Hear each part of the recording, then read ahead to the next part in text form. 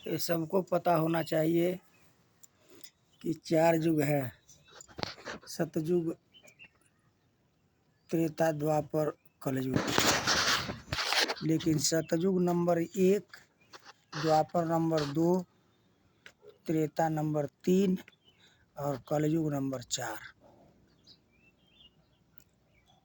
लेकिन सतयुग तो था, सतयुग के बाद द्वापर मतलब 2 नहीं आया, त्रेता का मतलब 3 आया।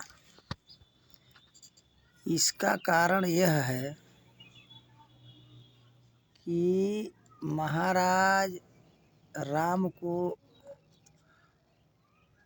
भगवान राम को महाराज दशरथ के 64वीं पीढ़ी में आना था।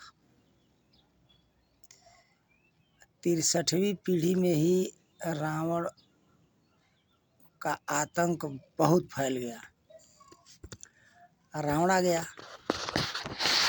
तो सारे देवताओं में खलबली मच गई कि आखिर रावण आ गया, अभी द्वापर युग आ रहा है, अभी कृष्ण आएंगे तो कृष्ण कंस का वध करेंगे, दुशासन का वध करेंगे, महाभारत कराएंगे, रावण को वो छुएंगे नहीं। तो ये सदी वैसे ही बीत जाएगी, तब तक रावण अत्याचार करेगा, रावण को मारने के लिए राम को आना पड़ेगा। तो अभी तो द्वापर आ रहा है, त्रेता बाद में आएगा, तो तब तक रावण अत्याचार करेगा और सबको सहन करना पड़ेगा। बहुत देवताओं में बहुत भय उत्पन्न हुआ। तो इंद्र ने कहा कि किसी ऐसे ऋषि का पता करिए देवताओं से जो भगवान के सच्चे भक्त हों और उनकी वाणी व्यथा मत जाए। तो पता लगाने के बाद पता चला कि गौतम ऋषि। तो गौतम ऋषि का जब पता लगा तो इंद्र ने कहा चंद्रमा से कि जल्दी मुर्गा बन जाइए।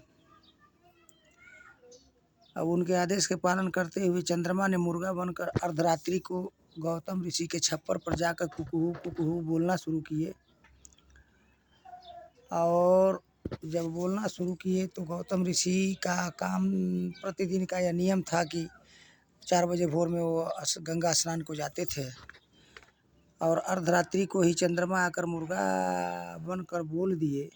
तो उन्होंने समझा कि भोर हो गया और वो अपना कमंडलू में सला अपना उठाए और चले गए गंगा। और इधर इंद्र गौतम ऋषि का भेष बनाकर इनके घर में घुस गए। और ऐसा नहीं है कि कोई छल किए, वो जाकर प्रणाम किए, माते बोलकर प्रणाम किए। और तब तक गंगा माँ ने गौतम ऋषि को बोली कि अरे मूर्ख, तुम्हारे घर में इंद्र छल कर रहा है, तुम जल्दी जाओ। और उधर जब गौतम ऋषि उधर से वापस आए तो चंद्रमा को मारे मृगशाला चलाकर इंद्र को भी श्राप दिए, अपने पत्नी को भी श्राप दिए कि जाओ पत्थर हो जाओ। लेकिन पत्नी, वास्तविक बात यह है कि उनकी पत्नी जो अहिल्या थी वो पतिव्रता नारी थी। जब श्राप देने के बाद कि शिला हो जाओ तो उन्होंने कहा कि पतिदेव आप अपने तपोबल से देख लीजिए, हमने कोई गलती नहीं किया है। बाद में गौतम ऋषि जब देखे अपने ध्यान में बैठ के कि हमारी पत्नी पवित्र है, तो कहे अब तो हम श्राप दे दिए, अब तो श्राप दे दिए तो अब वह तो वापस आने वाला नहीं है। तो अहिल्या ने कही कि पतिदेव अभी तो कृष्ण आ रहे हैं, द्वापर युग आ रहा है, और द्वापर युग जब चला जाएगा तब न राम आएंगे। तो आप बोल रहे हैं कि राम के पैर से स्पर्श होगा तो हमारा उद्धार होगा, तो अभी तो द्वापर मतलब कृष्ण, भगवान कृष्ण आ रहे हैं, उसके बाद राम आएंगे।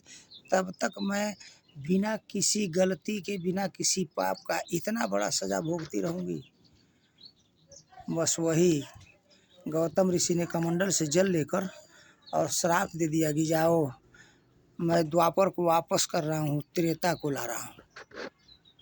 और जो ही त्रेता को लाए सारे देवताओं में खुशियाँ मन गई। और वही लिखा, वृथा न जाए देव ऋषि वाणी। जो भगवान का सच्चा भक्त होता है उसका वाणी वृथा नहीं। वो देखिए युग ही परिवर्तन कर दिए गौतम ऋषि।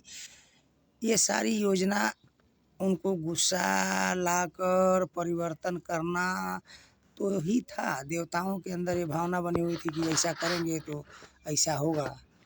और वही एक सच्चे भक्त हैं वह परमात्मा के, जो श्राप दे देंगे तो नहीं आएगा। बस यही हुआ।